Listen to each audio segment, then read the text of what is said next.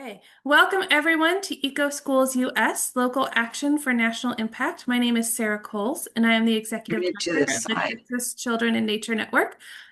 I'm going to go ahead and do our land acknowledgement. Texas Children in Nature Network is headquartered in Austin, and as such, I'm on the ancestral and unceded land of the Tonkawa, Comanche, and Sauna people. Our ongoing colonial presence on Indigenous lands compels us to take action now to counteract the effects of colonization. The work we do through the Texas Children in Nature Network is one small step towards that effort. And in just a moment, I'm going to go ahead and put a few links about those people groups in the chat. Now I'd like to go ahead and welcome our speakers today. Thank you so much for joining us today, and take it away. Awesome. Thank you so much, Sarah. Hello, everyone. Thank you for joining us on this Saturday morning. I'm Karen Bishop, Senior Manager, Education for Sustainability with the National Wildlife Federation, located in Austin, Texas. And I'm excited to share the Eco-Schools U.S. program with you today. We'll explore how teachers and district staff are using eco-schools to complete local actions that lead to national impact. If you'd like, please say hi in the chat with your name, your school organization, and the city you live in if you haven't already. And also joining us today is Jennifer Hammonds, our Education Support Sustainability Director. Jennifer, would you like to say hello? Hi, everybody, and welcome. So happy to be here with you on this Saturday morning and look forward to hearing from you and our presenters and getting everyone familiar with Eco-Schools, inspired and motivated for a new year. Thanks so much, Jennifer. Jennifer is also going to be fielding our Q&A, so feel free to add some questions to the chat there. We also have three wonderful panelists joining us today, and I'll introduce them soon. So now a little bit about National Wildlife Federation. NWF is the largest member-supported conservation education organization in the U.S. Our mission is to unite all Americans to ensure wildlife and people thrive in a rapidly changing world. We accomplish this through programs that get the public engaged on a very personal level. Programs like our Certified Wildlife Habitat Program help homeowners, business owners, and schools be recognized for efforts to create habitat for a variety of wildlife. Schools can certify as an NWF schoolyard habitat for free. This recognition means that you have created a habitat for wildlife like the monarch butterfly that you are also using for outdoor learning. Your school can also choose to receive a metal sign like the one you see here at Rudder Middle School in San Antonio. If you are a Monarch Heroes Grant Program school with us this year, you will receive a free sign to display in your habitat once you have certified your garden this spring. Eco-Schools offers a certification program for elementary through secondary schools that supports school communities as they assess, track, and celebrate their commitment to sustainability. In 2008, the National Wildlife Federation applied to be the host of the International Eco-Schools program that's developed and coordinated by the Foundation for Environmental Education. The following year, we received host status for Eco-Schools U.S. and started programming. After 15 years now, we've had over 7,000 schools participate. And shout out to Ari, I saw you on the call. This is an action team shot from Navarro High School in Austin. This is a team implementing an action project at Millway High School in Houston. And this is Patton Elementary, again here in Austin, celebrating their green flag.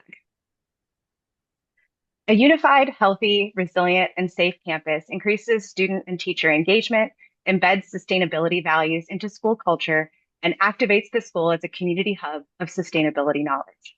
Students in the Eco-Schools U.S. program will join a global movement of environmental leaders. They'll develop STEAM skills through real projects in their local area.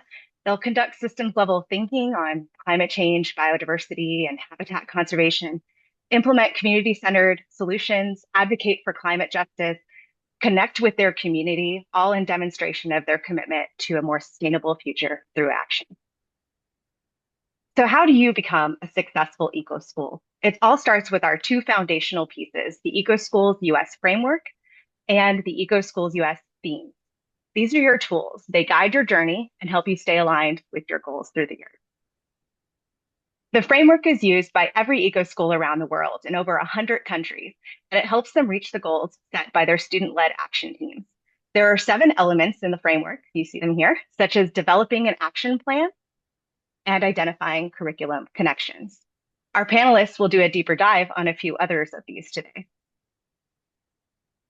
So now we'll talk briefly about our Eco-Schools U.S. themes, which are wildlife and biodiversity, climate change, and healthy and resilient communities. Every action card within our platform, whether that is hosting a Monarch Butterfly Town Hall, the Cool School Challenge, or low to no waste school events, is sorted by one of these themes. They are color coded, so it's easy to see how each action connects to part of the bigger picture. When you log in, the first thing you'll see is your dashboard. And I know this is it's very small, but it's your home base and it shows your progress and has a what's new section that is updated monthly. The progress bar you see at the top here, you have these different colored dots, helps you track your points and gives you a sense for the certification level you could currently apply for. The what's new section that's down below is split into three parts. On the left, you'll find resources and communications considerations. In the center are tools and tips that help you make progress on your action plan. And on the right are larger campaigns and programs, as well as quick reads from National Wildlife Federation magazine or Ranger Rick magazine that help connect to current conservation, science, art, and people-centered stories. And don't miss the bottom of the page down here. There you will find important dates like the annual certification window and the green flag questionnaire deadline, which basically is acknowledging your plan to achieve our highest recognition in any given year. Your action plan and action cards together are your record of activities that enable you to apply for recognition.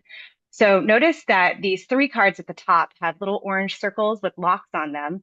They're locked cards, and we'll come back to them in a minute. These three other cards down below are pulled from our action card library, which has over 50 different action cards to choose from. Choosing which card to include in your plan is a great activity to kick off your team for the school year. Each action card, here's an example, is set up exactly the same way. At the top, you have information about what the card is going to cover, as well as curriculum connections and other extensions and photos. Then there are three drop-down menus. The action guide includes information about materials, tips, and suggestions for how to get started for those who need them. The next one is a drop-down of resource links. And then the final one is certification questions. So your school gets points towards certification by answering the questions found in this last drop-down menu. And there are usually about 8 to 15. For the three locked cards, they are required and directly connected to the Eco-Schools framework. Tell Your Eco-Schools U.S. story is about reflection, communication, and celebrating what you've accomplished over the year. Create an Eco Code is a creative piece that represents your school's Eco-Schools journey. So it can be a mission statement, an artwork, a poem, something that you can use regularly to share your work.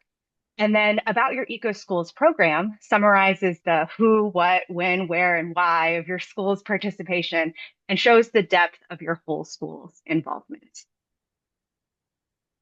A school can achieve one of 4 certification levels annually. There's the bronze, the silver, the gold, and the green flag.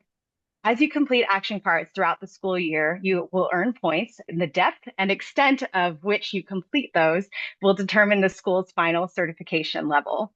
When a school becomes a certified eco school, you'll receive a seal that looks exactly like these. It's digital, that you can display on your school's website, social media accounts, newsletters, and in your email signature.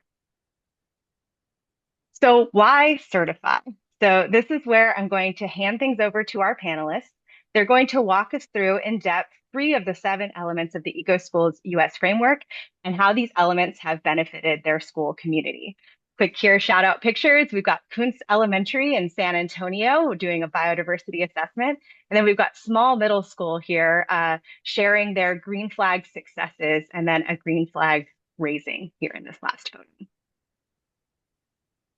So we are joined by 2 amazing educators, Carrie Wilcher and Laura Grove, and a Rockstar School District staff member, Carson Daniel.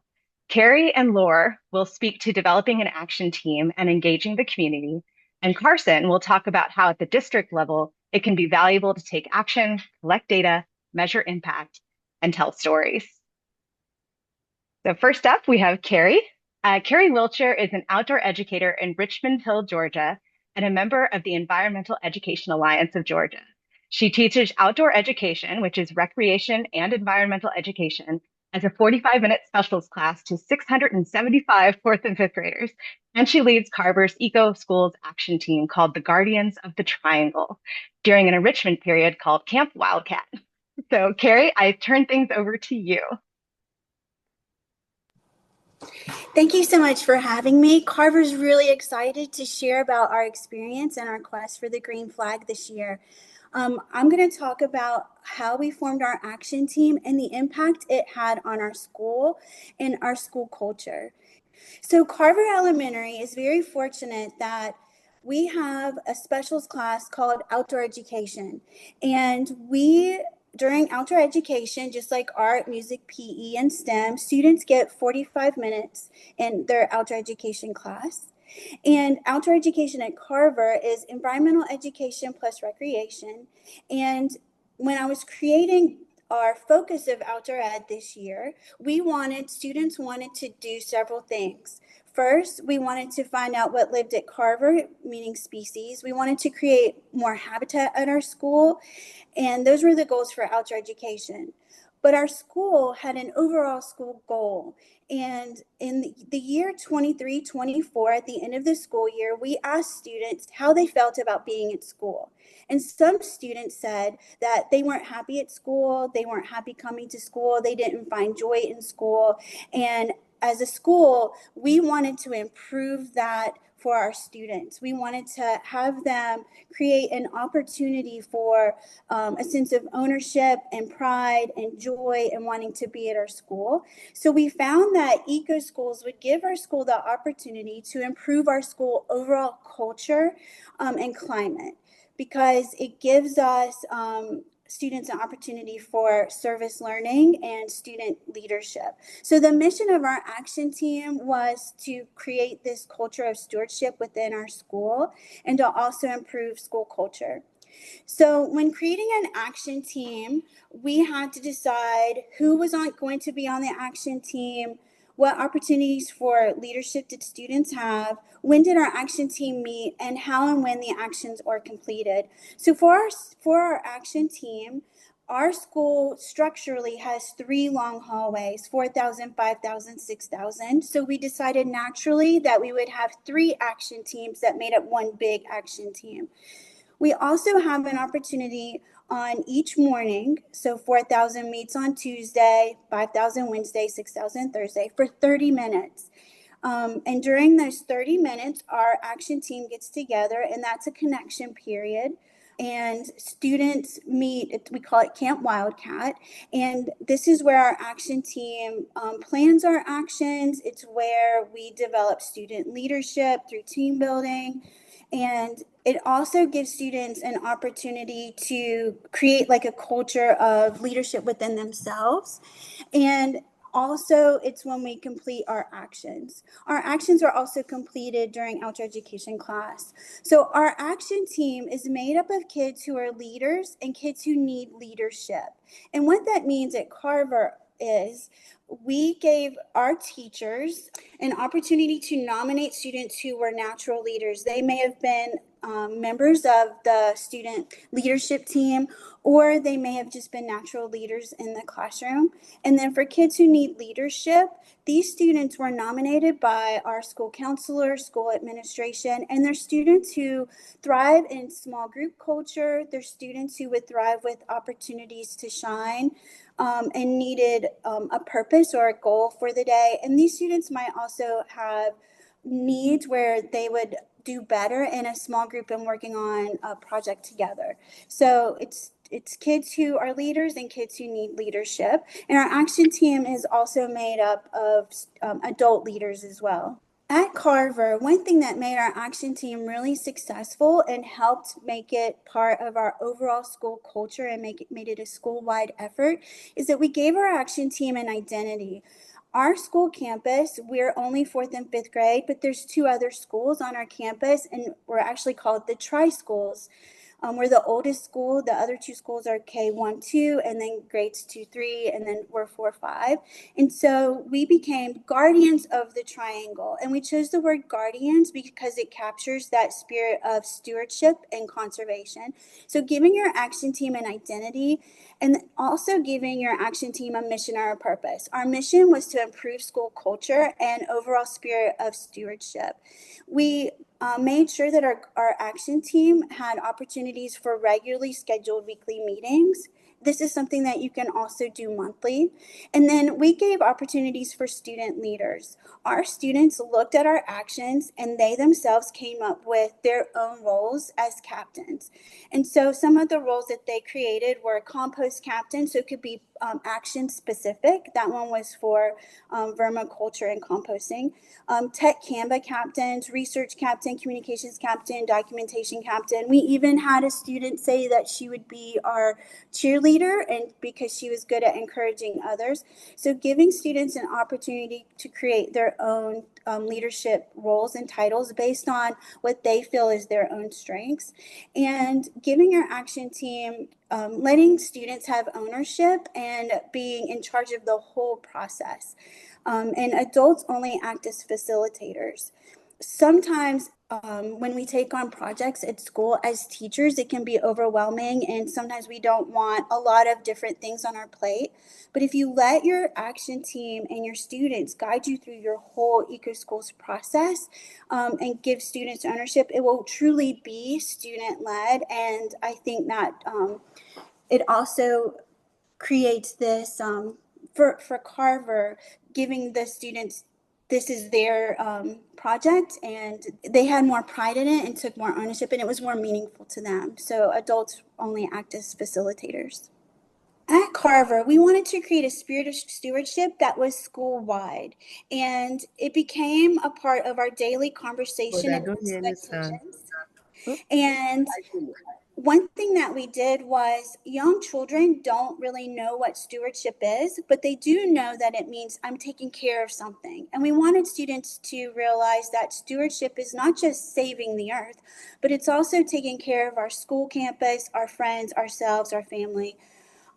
We were supported by our school counselor in small group settings and character development programming that she does, and also by giving us this identity. I'm a guardian. I take care of my school. I take care of the earth. It gives students ownership, and it also provided students an opportunity for service learning.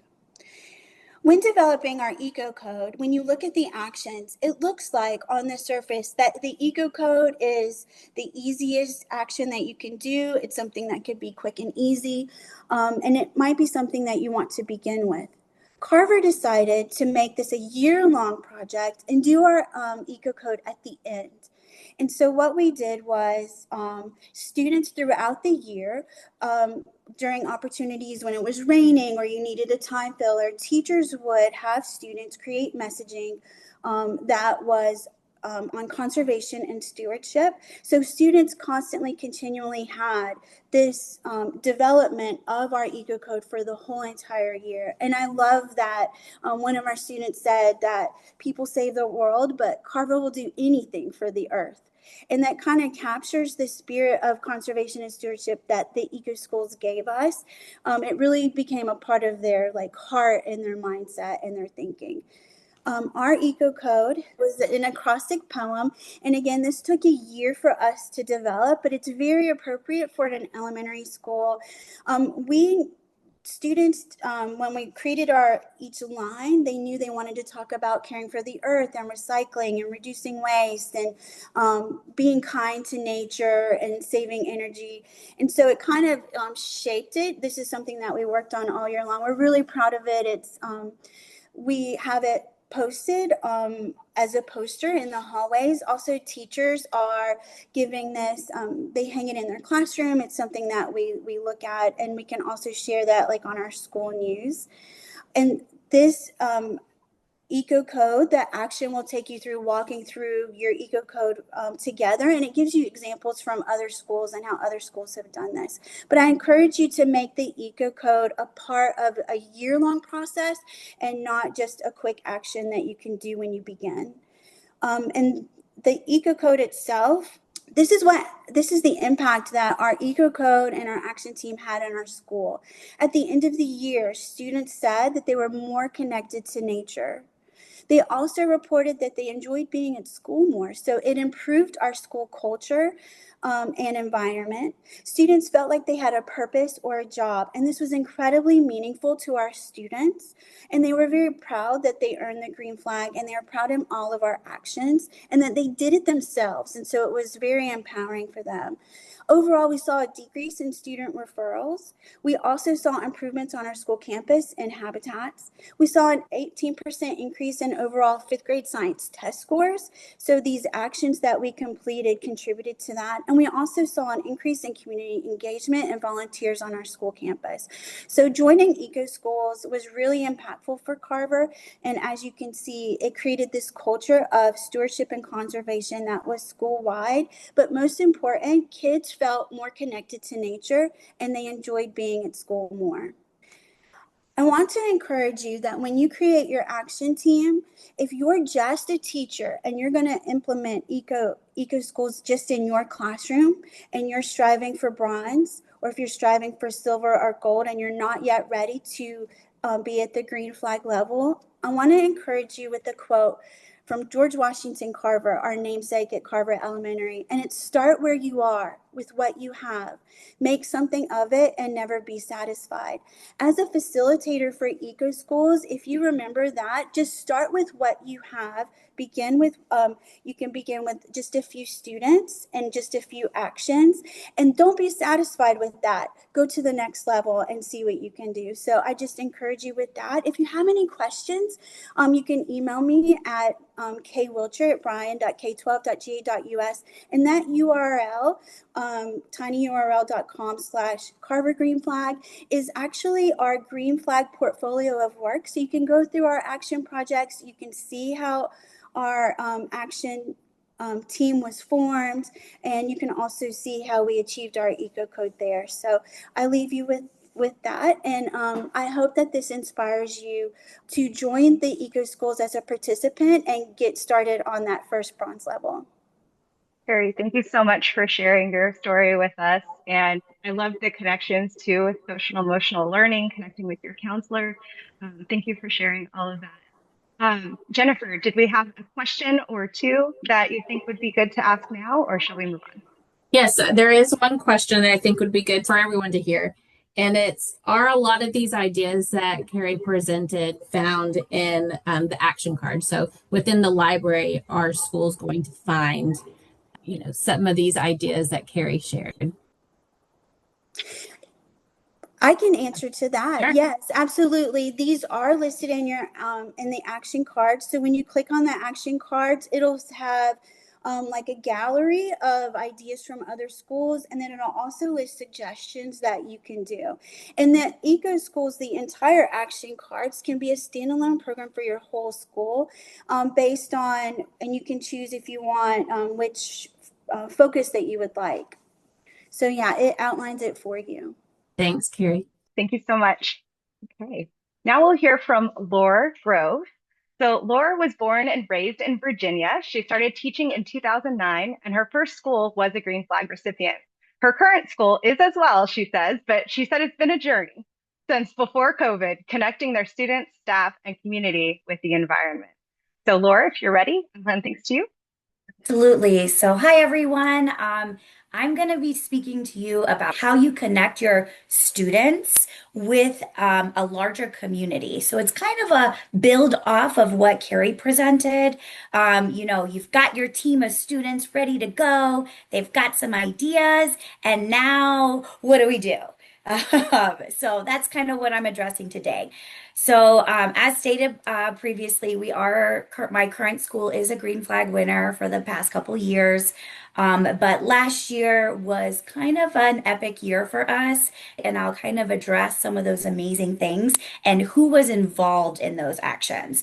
So, we did one of the action cards was the Mayor's Monarch Pledge. We have in our second grade and pre-K classes a big monarch lesson in science, and we wanted to go the next steps last year. And so we really had the kids look at what action cards are available. We already did previous ones, but this new one, the Mayor's Monarch Pledge has been around forever, but this one really take student action to the next level with our local government. And so the students researched and they found out that our local government has never taken the pledge. So they were very passionate about making sure that our local government was taking actions to preserve and conserve, habitats and the population that was depleting. So anywhere from persuading letters that the second graders wrote to a pomp and circumstance parade, bringing together our local government, our huge school district, school board members, and regional principals. We put on this huge event led by the students and even had our local government official raise his right hand and make a promise to the children that he was committed to making a change in our entire county. And sure enough, a couple of months later, he presented a policy to the entire county that was voted upon and elected as action that will continue for years to come. And the next thing we know, there was already a no-mow zone, local pollinator garden on one of our large roadways just around the corner from his office and not too far from our school. So let's talk about how on earth we got there with all these community people. So I think when we think about our community as educators, we tend to think, okay, what's in our school building? But there's a little bit more beyond that. Let's talk about and break down what's in our school building. That can be anywhere between our students, their families. It could be our school staff that are actually in our building. It could be the PTA and the PTO. I'm not quite sure which your school does, but they also get tied in to help with before and after school initiatives. And then you have to think about, okay, if you're an elementary school, who's your middle school? Who's your high school? Because all of those students and staff in those feeder schools around you are part of your community and can do projects with your children. In addition to that, think about your district employees as your actual school district system. I guarantee you, if you have a cafeteria, you have a trash pickup and removal, you have some sort of landscaping crew, custodial crew, you actually have these people in your district that you can tap into to connect your students with, to answer questions, to help drive a project, okay? In addition to that, beyond those, some school districts, like Carrie and myself and the next presenter, we have fancy people, fancy departments that are able to provide us with some environmental education support as well. But not all school districts have that. That's okay though, because you can go beyond that.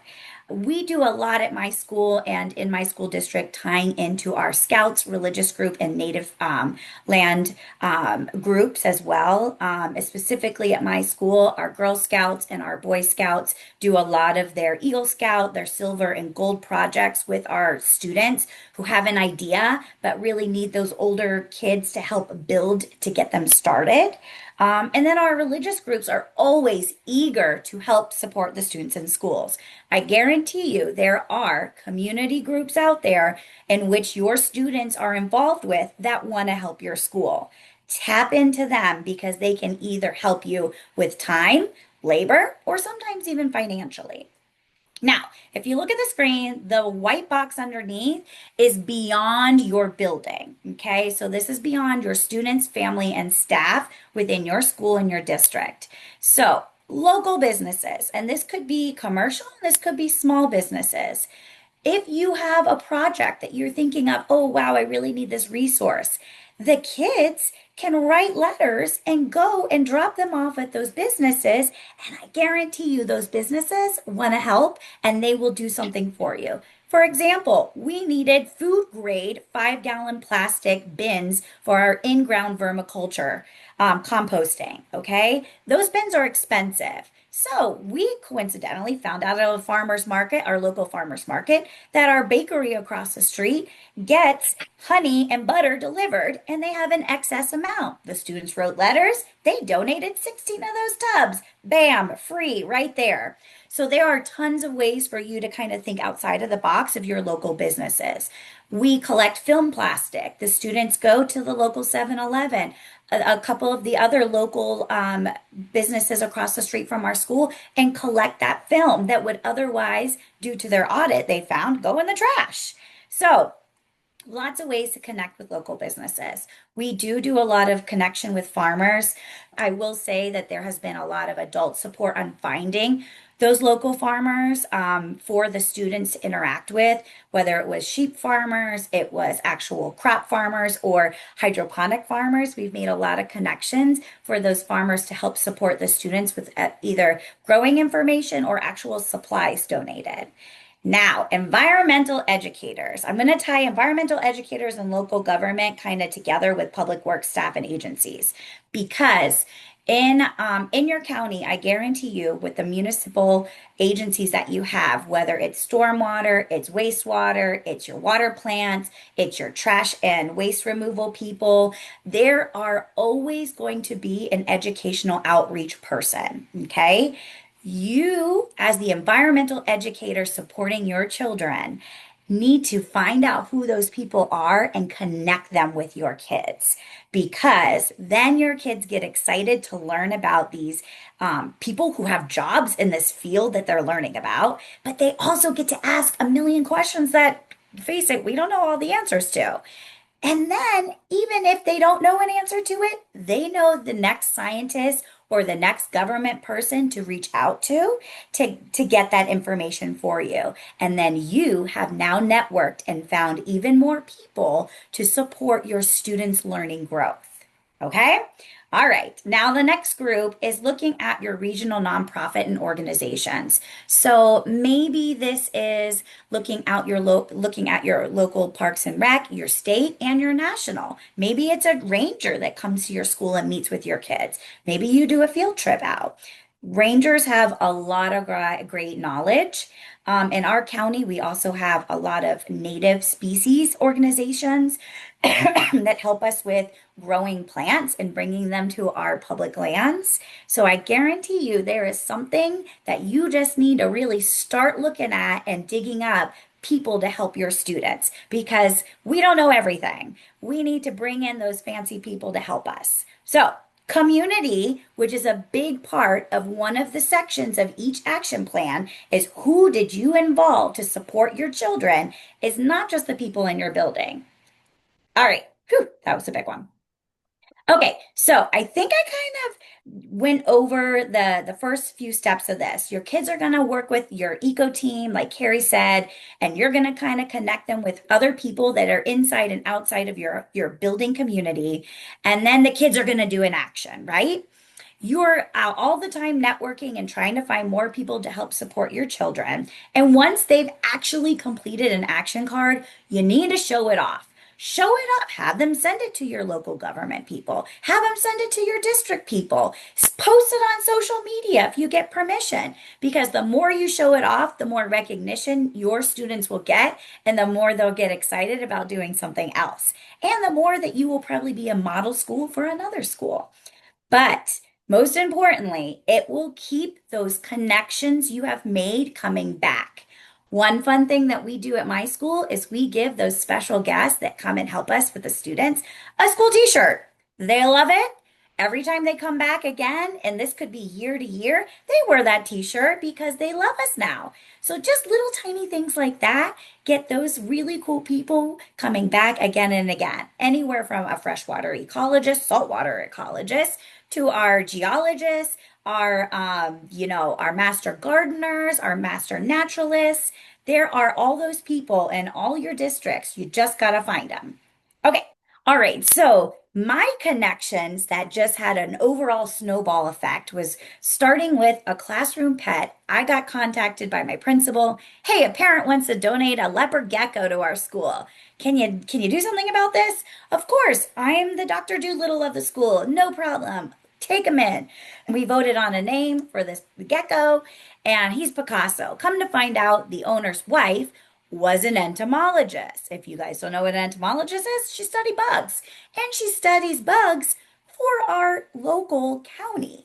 So that was my little shoe in to learning all about how our local county has all these kick butt scientists that are willing to connect with students and schools. So all it takes is just a little digging and you will open your door for your students. All right. I think I tried to go as fast as possible and try to give as much encouraging statements here. If you guys have any questions, I'd be more than happy to share. The pictures underneath are, some of our groups. On the left is a freshwater ecologist helping us establish a native fish tank that is local to just our area with inhabitants and plants, aquatic and plant life.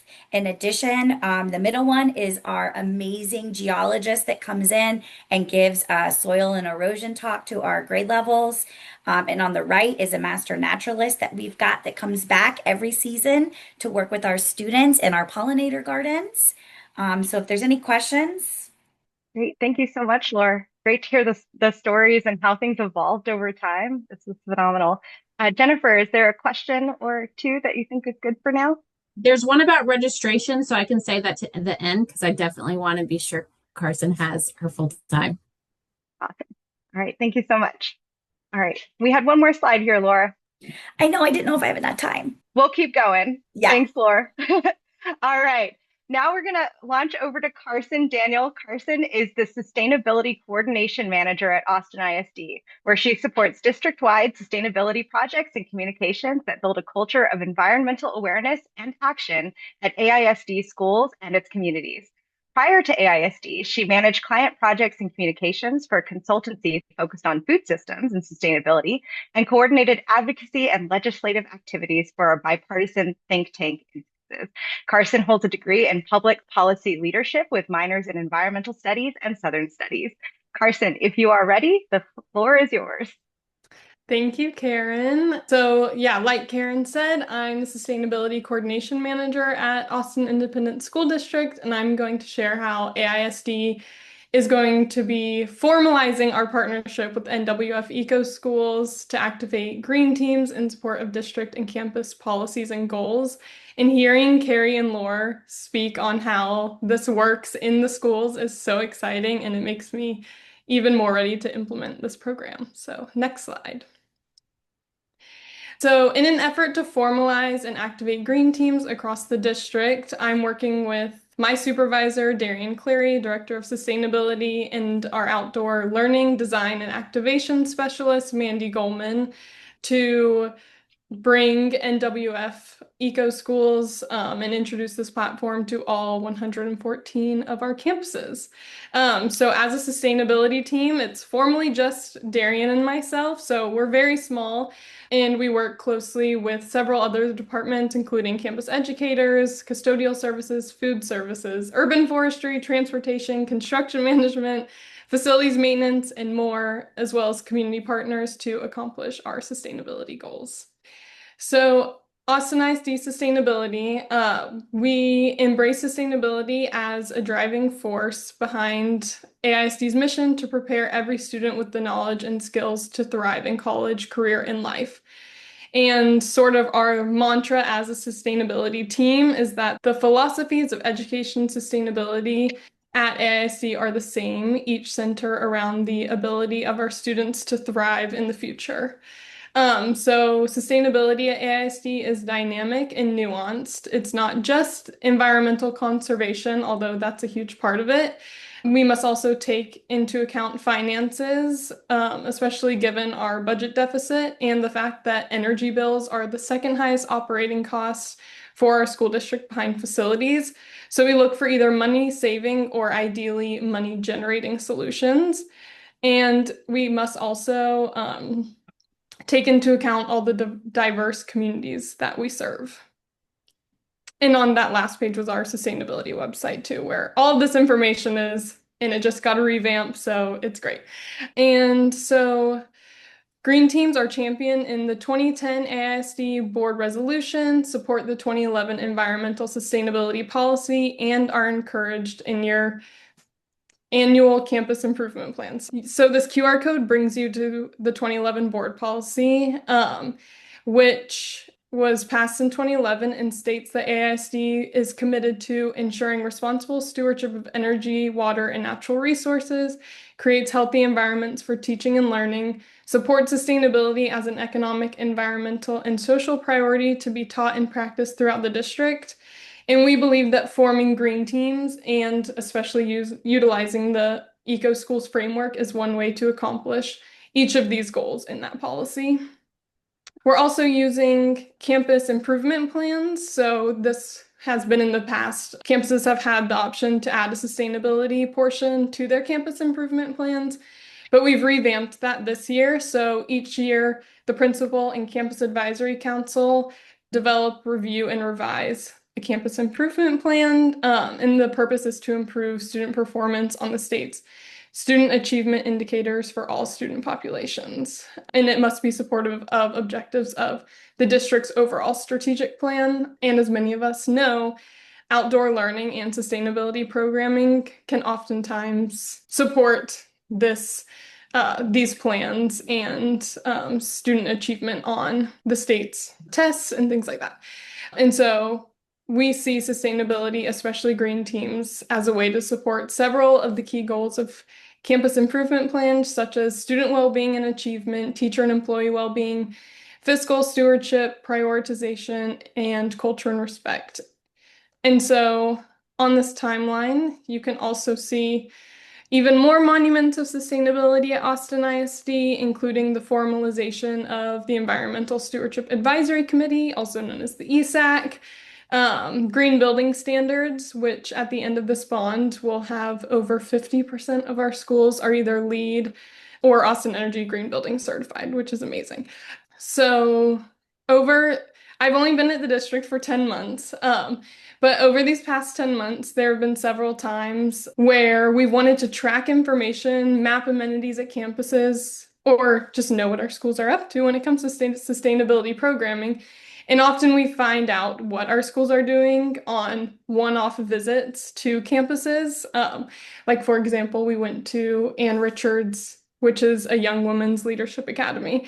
And we were doing a tree planting with HEB to celebrate a store opening. And we just had to go inside to wash our hands when we were leaving. And one teacher let us in and he's like, "Oh, I'm leading an entire green building project for my students where they're building school replicas of how to make their schools more green." And we're like, we didn't even know about this and we wouldn't have unless we had to wash our hands after the tree planting. So there are things like that where we're excited to track everything that's happening and have it all in one place and be able to offer specialized support for our teachers.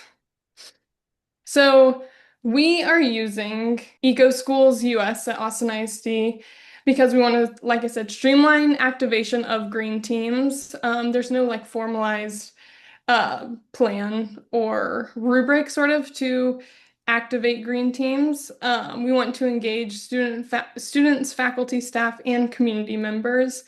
We want to track progress, award incentives and certifications, and support campus green teams.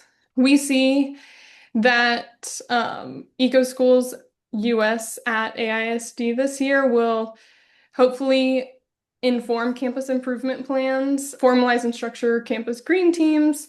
We have a new pilot program with limited stipends that I'll be getting to a little later in more detail.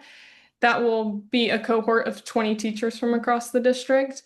With that, we're also offering professional development twice a year, and then overall increased environmental awareness, campus engagement, and sustainability programming, which is the goal of the sustainability team. And since these are annual accolades, we're excited to bring this long-term sustainable approach and integration to schools, culture, and operations. And those on the last slide, those are 3 green school campuses, Patton, Eastside, and Odom. It's okay. Yeah, thanks. All right, next. This is our sustainability framework at Austin ISD. We have 8 action areas and 3 pillars that we want to utilize all of our action areas within these 3 pillars. We believe that using the NWF Eco-Schools platform to activate green teams, streamline processes, and map data, we'll be able to offer support in all of these action areas through our pillars of teaching and learning, infrastructure and operations, and community engagement. Also, having schools choose their own action plans based off campuses' abilities and needs will be extremely beneficial in offering equitable sustainability programming across the school district. We've also vetted some Eco-Schools action cards that align with our sustainability plan. So we have a overall sustainability plan with each of these action areas that we update every year. And so in order to align green teams with the sustainability goals, we've sort of pre-selected some action cards that we would love if teachers and educators would choose from the pre-selected action cards so that we can even further support the goals in each of these action areas sustainability plans.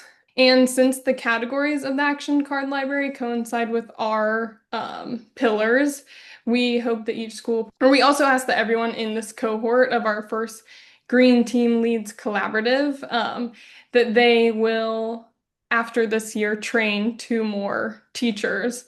So we have 20 teachers in this first, or we will have teachers in this first collaborative.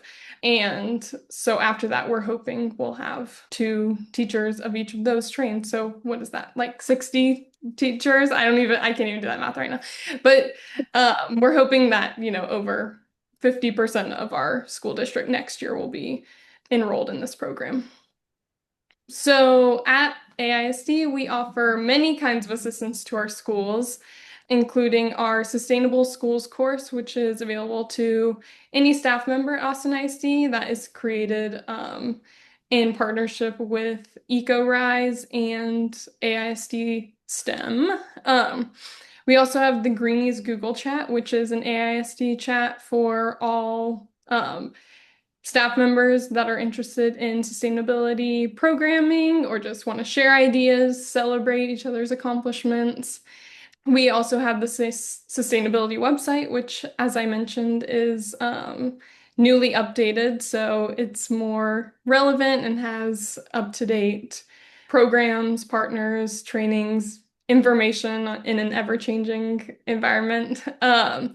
We also have Action Area 1 pagers, which are in this QR code. This is our public access Green Teams toolkit, and we have all of our Action Area 1 pages in there, which gives you more information on partners and programming in each of our 8 action areas. We also have partner connections. That's a huge part of our website, and especially our Earth Week website, is partners that are doing sustainability program in our schools already and how to contact them. And we also love one-on-one support, so you're always welcome to reach out to us. And then for Green Team specialized support, like I said, this year we're having our first cohort of Green Team leads, and we are offering professional development and trainings. There are grant-funded stipends for 10 to 15 schools, 20 teachers in total, which is new this year. And then we have our Green Teams Toolkit, which is sort of everything in this webinar put into one place for our Green Team leads. Next. Carson, sorry to interrupt. We have just a few minutes left. Do you mind if I jump to the project spotlight slide? Oh, sure. Yeah. Okay. So this is from Odom Elementary School. This is an example of funding partnerships. So this is Odom Elementary. Let me get to my notes on this slide. There were public spaces that were in use at Odom Elementary School, and students, 5th graders, came together and decided to turn one of those spaces into a soccer field. And they did this through getting an EcoRise audit grant, which is also in turn funded by a City of Austin grant called Bright Green Futures, which is open for Austin area educators if you're interested in applying. And so this is just a great way of how so many organizations can come together to support a campus sustainability project. And this was later in the year. I think it was in April or May. And so I think that this would have been amazing, like make your own action card if there wasn't one already to get but they did get their green flag even without this. That's how amazing Odom is. All right, and I'll go through this really quick. So successes and opportunities. Things that have been really successful are tying to district vision, board policy, and leadership buy-in. Our board president is a huge champion of outdoor learning and sustainability. We also have the campus improvement plans. Incentives and awards is always a great way to get students involved. Encourage teachers, staffs, and students that are already doing the work, because teachers and campus staff are the experts on on-campus happenings. So we really just want to support them. Coalition building with different departments and partners. And then one thing that we've really learned this year is simplifying and streamlining, which is why we're choosing the NWF Eco-Schools platform to simplify and streamline our processes in data collection. Awesome. Here's my contact information. I'll put it in the chat too. But reach out to me if you have any questions, and I would be happy to connect. Thank you so much, Kirshen, for sharing the vision for Austin ISD. Very briefly, I know we're very short on time, but I wanted to share with the action cards earlier, as you answer the questions and capture your specific metrics, it rolls up into this impact grid, which measures things such as hours of outdoor learning and youth engaged with the solutions for the planet. So this is how schools can demonstrate their quantitative impact over the year. This shows all the collective work of Fairfax County Public Schools, which is where Laura Grove is from, at the district level. And now I want you to watch as it changes to the impact for the state level in Virginia, and then onward to national. So this represents the collective impact of all eco-schools in 2025. As more school teams participate and document their efforts, this annual collective impact will just continue to grow and grow. So I hope you will join us. Thank you so much.